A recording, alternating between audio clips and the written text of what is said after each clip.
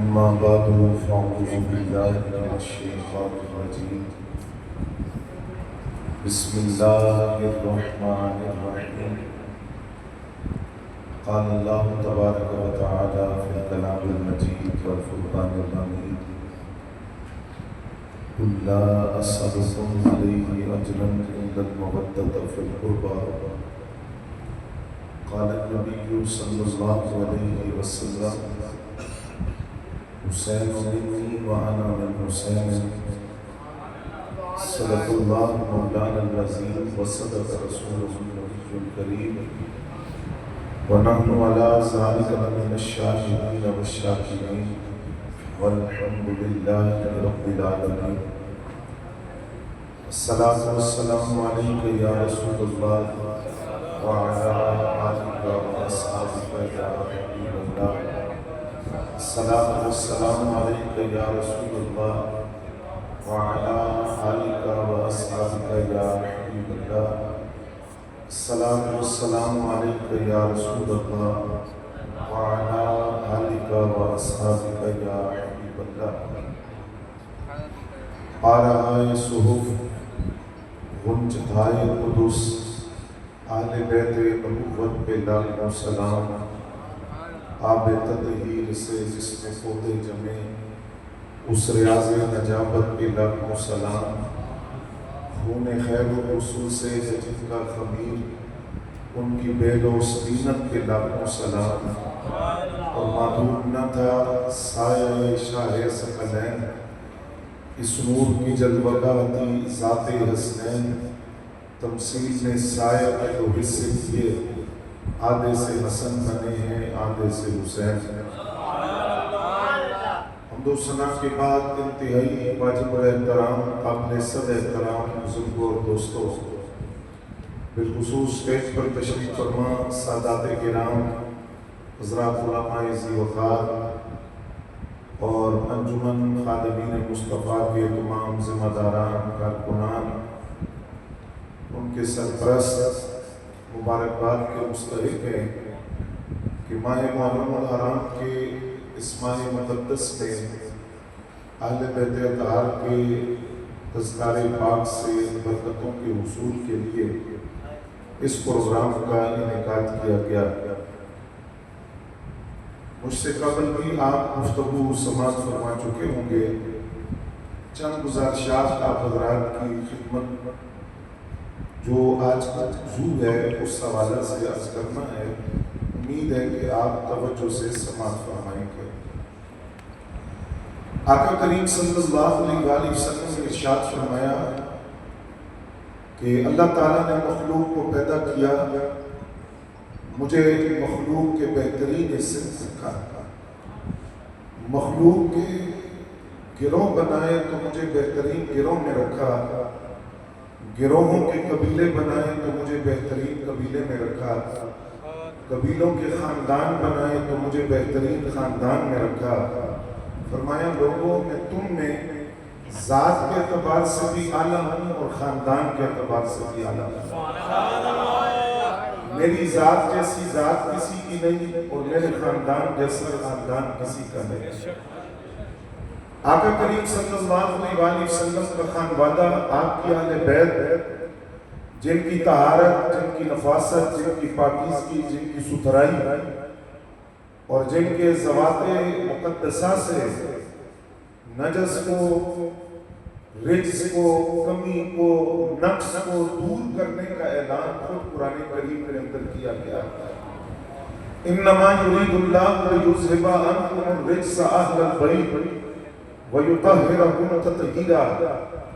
کہ رب نے چاہا یا رب چاہتا ہے کہ آپ کی اہل بیت سے کمی اور نقص کو دور کر دیا جائے. اور رب جو چاہتا ہے وہ ہو کر رہتا ہے. تو رب نے چاہا کہ اپنے محبوب کے خاندان سے ہر قسم کی کمی، نقص اور ہر قسم کی پلیدی کو دور کر دیا جائے. وہ نبی علیہ السلام کے خانوادہ مقدسہ کے قریب بھی نہ ہے. پھر قرآن مجید فرقان حمید کی وہ آیت کریمہ جو خطبے میں آپ کے سامنے تلاوت کرنے کا شرف حاصل کیا، اس میں اللہ تعالیٰ نے اہل بیت کی محبت کو لازم قرار دیا. بعض مفسرین نے اس کی تفسیر میں فرض کا لفظ لکھا کہ آل بیت کی محبت کو امت پر فرض قرار دیا گیا۔ جس وقت حضرت امام حسین العابدین رضی اللہ تعالیٰ عنہ امام سجاد شام کے اندر زنجیروں میں جکڑے ہوئے ہیں، ایک شخص نے آپ کے نسب پر طعن کیا کہ دیکھو اللہ نے تمہارے خاندان کے ساتھ کیا کیا۔ آپ نے فرمایا اللہ نے ہمارے خاندان کے ساتھ یہ کیا کہ ہماری محبت کو اللہ نے قرآن کے ذریعے لازم کرا دیا ہے۔ اس پر اس نے سوال کیا کہ کہاں؟ تو آپ نے قرآن مجید فرقان حمید کی یہی آیت پڑھی کہ اس آیت کے ذریعے اللہ نے آل بیت کی محبت کو لازم اور فرض قرار دیا ہے کہ آل بیت اطہار کی محبت کے بغیر ایمان کا اعتبار نہیں ہوتا۔ نبی علیہ السلام نے فرمایا کہ ایمان اس شخص کے دل میں داخل نہیں ہو سکتا جو میری اہل بیت سے محبت نہ کرے۔ دوسرے مقام پر فرمایا کہ اللہ سے محبت کرو، وہ اپنی نعمتیں تمہیں عطا فرماتا ہے، مجھ سے محبت کرو، میں اس کا محبوب ہوں، اور میری اولاد سے محبت کرو کیونکہ وہ میری اولاد ہے۔ اب آل بیت کا جب لفظ بولا جاتا ہے تو آل بیت اطہار کے والے سے ہمارے ہاں ایک طبقہ وہ ہے جن کا نظریہ یہ ہے کہ آل بیت اطہار کے اندر اگرچہ سارے شامل ہیں اور ان ساروں کے اندر عمومی طور پر سب سے ایک مقام ہے، کسی کی کوئی خاص فضیلت نہیں ہے۔ ایک طبقہ وہ ہے کہ جن کے نزدیک آل بیت کے اندر 5 ہستیوں کے علاوہ چھٹی کوئی شخصیت شامل نہیں ہے۔ آل سنت کا عقیدہ کیا ہے؟ آل بیت اطہار کے اندر سب سے پہلے نبی علیہ السلام کی تمام ازواج مطہرات حضرت سیدہ خدیجہ، سیدہ سودا بنت زمع، سیدہ حفصہ بنت عمر، سیدہ عائشہ صدیقہ، سیدہ میمونہ، سیدہ جویریہ، سیدہ صفیہ، سیدہ زینب بنت جہش، سیدہ ام حبیبہ، سیدہ ام سلمہ رضی اللہ تعالیٰ عنہ اجمعین، یہ تمام ازواج آل بیت اطہار کے اندر شامل ہیں۔ پھر نبی علیہ السلام کی تمام بنات، تمام شہزادیاں، حضرت سیدہ زینب پاک حضور کی بڑی شہزادی، پھر حضرت سیدہ رقیہ پاک، سیدہ ام کلثوم پاک، اور پھر نبی علیہ السلام کی عمر کے اعتبار سے چھوٹی شہزادی سیدہ کائنات حضرت خاتون جنت سیدہ فاطمہ الزہرا رضی اللہ تعالیٰ عنہا، یہ آل بیت کے اندر شامل ہے۔ پھر نبی علیہ السلام کی خاندان کے وہ لوگ جو آپ پر ایمان لائے، آل جعفر، آل عقیل، آل حارث، آپ کے خاندان کے وہ لوگ جو آپ پر ایمان لائے وہ آل بیت اطہار میں شامل ہیں۔ یہ آل سنت کا عقیدہ ہے کہ سرکار کی تمام ازواج، تمام بنات، آپ کے خاندان کے وہ لوگ جو آپ پر اسلام لائے وہ آل بیت کا حصہ ہیں۔ لیکن یہ بھی اہل سنت کا عقیدہ ہے جو شیخ محقق شیخ عبدالحق محدث دہلوی رحمۃ اللہ تعالیٰ علیہ آپ نے لکھا، فرمایا کہ کیا وجہ ہے کہ آج آل بیت کا لفظ بولا جائے تو ذہن فوراً 5 ہستیوں کی طرف جاتا ہے۔ اس کا یہ مطلب نہیں کہ آل بیت میں صرف یہی 5 ہستیاں شامل ہیں، فرمایا اس کا مطلب یہ ہے کہ آل بیت میں نبی علیہ السلام کی تمام ازواج، تمام بیٹیاں، خاندان کے وہ لوگ جو آپ پر اسلام لائے، آپ کے شہزادے کے آل بیت کا حصہ ہیں۔ لیکن یہ بھی اہل سنت کا عقیدہ ہے کہ آل بیت میں جو مقام پنجتن پاک کا ہے وہ اور کسی کے حصے میں نہیں آئے، اور اس کی ایک وجہ ہے۔ وجہ یہ ہے کہ نبی علیہ السلام کی اپنی مسکر اولاد بلوغت تک نہیں پہنچی، سرکار کے سارے شہزادے بلوغت سے پہلے پردہ کر گئے۔ آقا کریم صلی اللہ علیہ وسلم کے اس وقت اکلوتے صاحبزادے حضرت ابراہیم رضی اللہ تعالیٰ عنہ جس وقت دنیا سے رخصت ہوئے تو یہاں کفار نے نبی علیہ السلام کو طعنہ کیا کہ آپ ابتر ہو گئے۔ ابتر کا معنی نسل منقطع ہو جانا، نسل آگے نہ چلنا۔ نسل چلتی ہے بیٹوں سے، نسب چلتا ہے مذکر اولاد سے. نبی علیہ السلام کے اس وقت جو اکلوتے صاحبزادے دنیا سے رخصت ہوئے تو تانا دیا گیا کہ معاذ اللہ مسلمانوں کے نبی ابتر ہو گئے. اس پر قرآن مجید فرقان حمید کی سورہ کوثر نازل ہوئی اور اس کے ذریعے اللہ کریم نے اپنے حبیب کو پیغام دیا. فرمایا محبوب پیارے آپ غم نہ کیجئے, لوگوں کے لیے دستور یہ ہے کہ ان کا نسب, ان کی نسل ان کے بیٹوں سے آگے چلتی ہے. آپ میرے محبوب ہیں, آپ کی خاطر قانون بدلا, دستور بدلا. آپ کا نسل, آپ کی نسل آپ کے بیٹوں سے نہیں, آپ کی بیٹی سیدہ فاطمہ الزہرا سے آگے چلے گی. اور جو مولا حیدر کرار اور سیدہ زہرا رضی اللہ تعالیٰ عنہ کی اولاد ہوگی اسے اولاد رسول کہا جائے گا. اور وہ اولاد دونوں شہزادوں سے آگے چلی, امام حسن مجتبی اور امام علی مقام امام حسین رضی اللہ تعالیٰ عنہ سے. یعنی سادات یا حسنی ہے یا حسینی ہے. تو اب پنجتن پاک کے اندر سب سے پہلے خود جامع کائنات, روح کائنات, مرکز کائنات, حیات کائنات, وجہ تخلیق کائنات, مبدأ کائنات, منشأ کائنات, امام الانبیاء صلی اللہ علیہ وسلم کی ذات گرامی. دوسری ذات سیدہ طیبہ طاہرہ زاہدہ عابدہ ساجدہ قانتہ شافعہ مقدسہ معطرہ مطہرہ منورہ عفیفہ جگر گوشے مصطفیٰ سیدہ زہرا کی ذات ہے. اور تیسری ذات باب مدینہ العلم حیدر کرار مولا علی المرتضیٰ. اور چوتھے نواسہ رسول حضرت سیدنا امام حسن مجتبی. اور پانچویں ذات جگر گوشے بطول دل بند علی المرتضیٰ امام علی مقام امام حسین رضی اللہ تعالیٰ عنہ کی ذات ہے.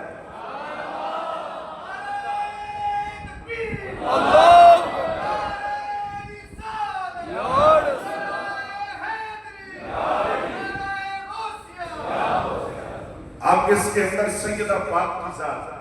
توجہ ہے اس سے بیٹھے بولے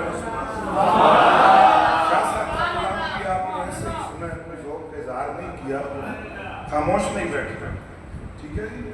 اور نیند آپ کو نہیں آنی چاہیے. ایسی اس لیے چلائیں کہ آپ گرمی سے پریشان نہ ہو, سونا نہیں ہے. توجہ فرمائیں گے.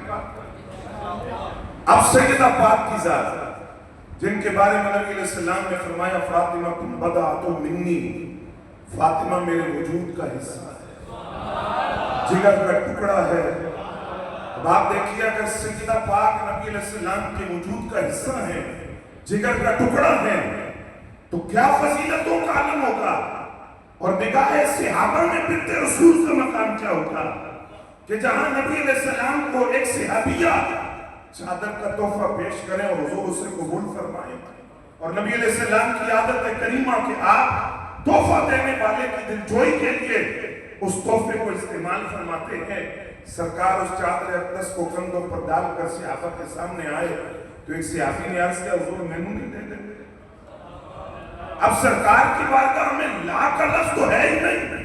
اعلیٰ حضرت فرماتے ہیں نا مانگیں گے, مانگے جائیں گے, منہ مانگی پائیں گے. سرکار نے نہ لا ہے نہ حاجت اگر کی ہے, لب باں ہیں, آنکھیں بند ہیں, پھیلی ہیں جھولیاں, کتنے مزے کی بھیک تیرے پاک کر کی ہے. عرض کے حضور مجھے دے دے. سرکار نے چادر کندھوں سے اتاری. صحابہ کہتے ہیں چادر میں سے بڑی سونی سی, سرکار نے وجود تیاری بہت سونی لگ رہی. سرکار نے وہ چادر اتاری اس صحابی کو دی. باقی صحابہ نے پوچھا آپ پھیر جاتے, ابھی تو سرکار نے اپنے وجود اقدس پر زیب تن کی ہے, ابھی نہ مانگتے.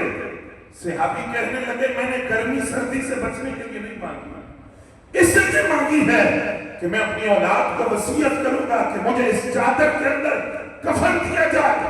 کیونکہ جو چادر نبی علیہ السلام کے وجود اقدس سے مس ہو گئی, اس چادر پر اللہ نے جہنم کی آگ کو حرام کر دیا. اگر کپڑے کا ٹکڑا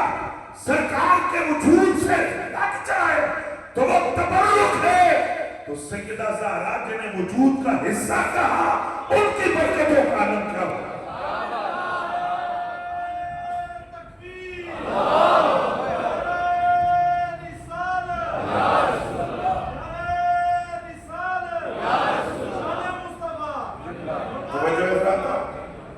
اور پھر سیدہ پاک کی ذات وہ ذات ہے جن کے لیے حضرت سیدہ عائشہ صدیقہ ام المومنین رضی اللہ تعالیٰ عنہا آپ کے لفظ ہے کہ سرکار جلوہ فرما ہے اور سیدہ پاک چلتی ہوئی آئیں. ان کا چلنا ایسے تھا جیسے سرکار کا چلنا ہے. ان کا مسکرانا ایسے جیسے سرکار کا مسکرانا. یعنی سیدہ پاک کی گفتار کردار اور سیدہ پاک کا چلنا رفتار، سیدہ پاک کا اٹھنا بیٹھنا وہ ذات رسول کا عکس جمیل اور کامل شبیہ تھی. اور یہاں مفتی احمد یار خان نعیمی رحمۃ اللہ علیہ نے لکھا سرکار کی پہلی کامل شبیہ حضرت سیدہ فاطمہ الزہرا رضی اللہ تعالیٰ عنہا کی ذات ہے. اور اس شفاعت کو اللہ نے آگے دو حصوں میں تقسیم کر دیا. سرکار کی آدھی شفاعت امام حسن کو ملی ہے، آدھی شفاعت امام حسین کو ملی ہے. جس کو بریلی کے تاجدار نے کہا معدوم نہ تھا سایہ شاہ ثقلین، اس نور کی جلوگاہ تھی ذات حسنین. اعلیٰ حضرت کہتے ہیں سرکار کا سایہ تھا، کہاں تھا؟ زمین پر کبھی نہیں دیکھا گیا. فرمایا اللہ نے اپنے محبوب کے سائے کو دو حصوں میں تقسیم کر دیا تھا. آدھے سائے مصطفیٰ سے امام حسن کو بنایا تھا، آدھے سائے مصطفیٰ سے امام حسین کو بنایا. اب سیدہ پاک کے بعد اور سیدہ کا ادب حضرت حر پہلی شخصیت جنہوں نے راستہ روکا امام علی مقام کے اس قافلے کا جو کوفہ کی طرف دبا تھا. 18,000 خطوط کی بنیاد پر راستہ روکا.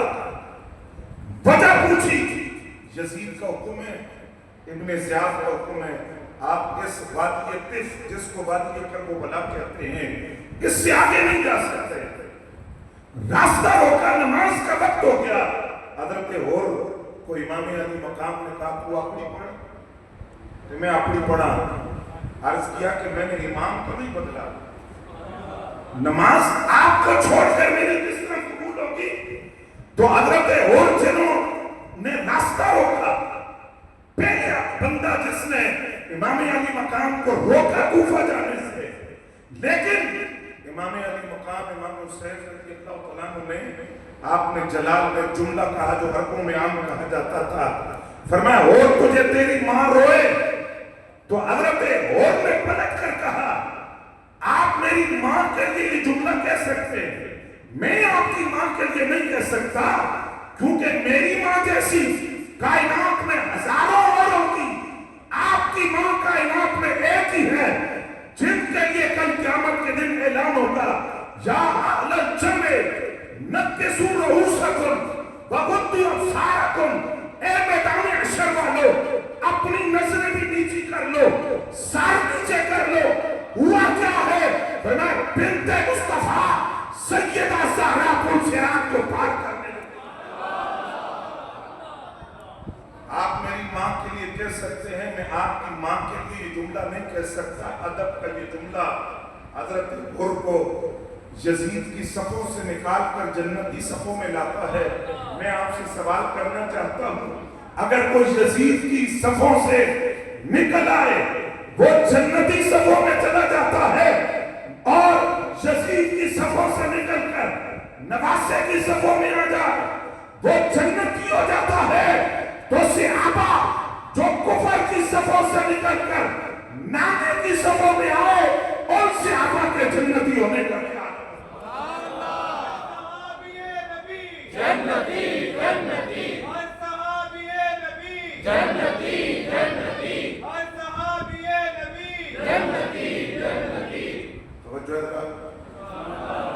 اور پھر تیسری حیثیت مولا حیدر کرار باب مدینہ العلم، فاتح خیبر، داماد پیغمبر، تاجدار اعلیٰ شہنشاہ ولایت حضرت مولا مشکل کشا علی المرتضیٰ کرم اللہ تعالی وجہ الکریم، جن کا مقام یہ ہے کہ شرف صحابیت کے اعتبار سے سارے صحابہ برابر ہے، سارے صحابہ برابر ہے، اور صحابیت کا تاج جس کے سر پر ہے وہ جنتی ہے، وَكُلًّا وَعَدَ اللَّهُ الْحُسْنَى كَمَالًا، اس کے ساتھ ہے۔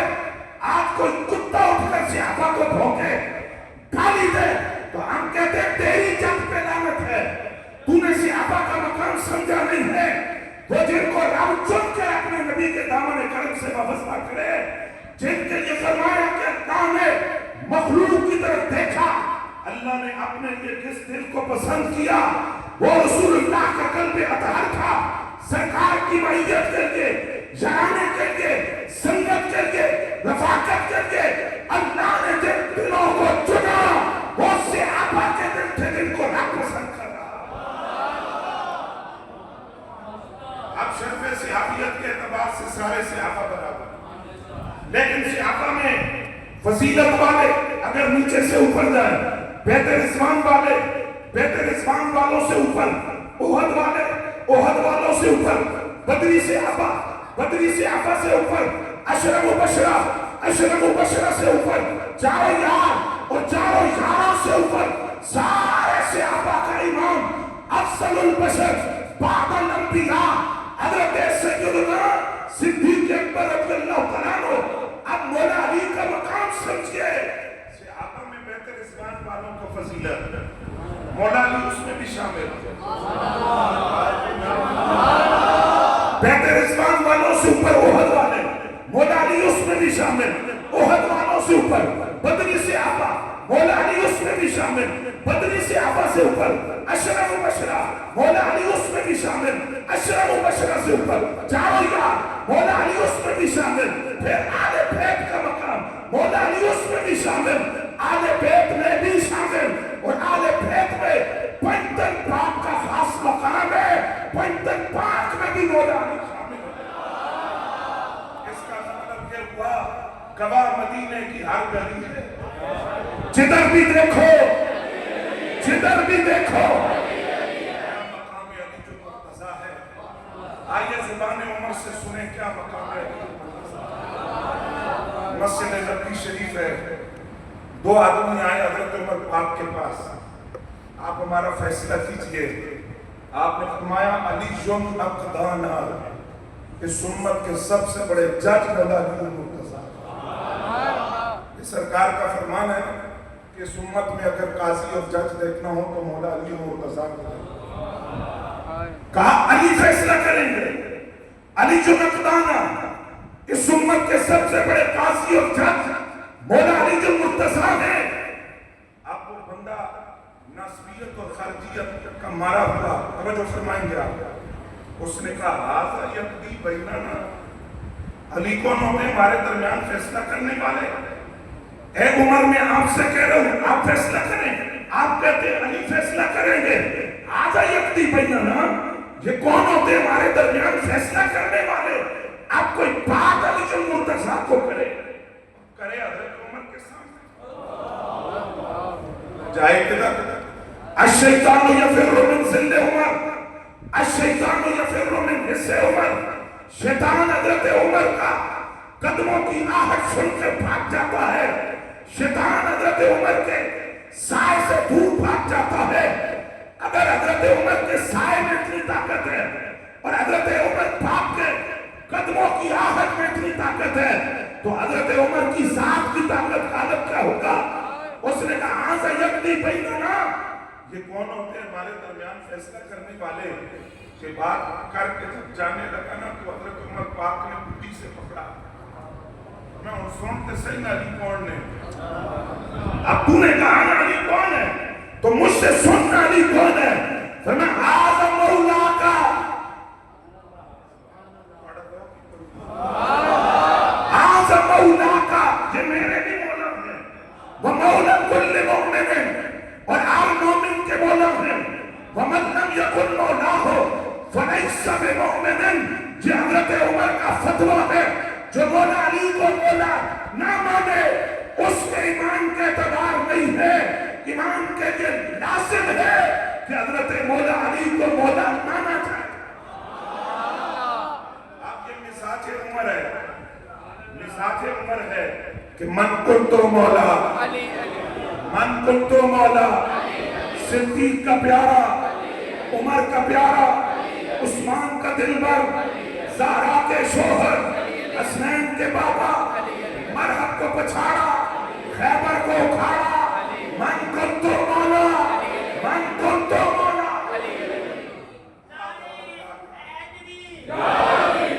یہ میرے بھی مولا ہے، ہر مومن کے مولا ہے. اب جب حضرت عمر پاک نے یہ لفظ بولے توجہ فرماؤ گے، یہ میرے بھی مولا ہے اور ہر مومن کے. اس کا کیا مطلب تھا کہ یہ میرے خلیفہ بلا فصل ہے؟ مولا کا معنی خلافت بلا فصل ہے. یہ میرے خلیفہ بلا فصل ہے اور ہر مومن کے خلیفہ بلا فصل ہے. جس وقت سرکار غدیر خم پر یہ اعلان کر رہے تھے من کنت مولا ہو فآذ علی مولا ہو، تو حضور کیا فرما رہے تھے؟ علی میرے خلیفہ بلا فصل ہے اور جس کا میں خلیفہ بلا فصل ہوں علی اس کے خلیفہ بلا فصل ہے. نہیں، مولا کا معنی خلافت بلا فصل نہیں، مولا کا معنی دوست، مولا کا معنی معبود، مولا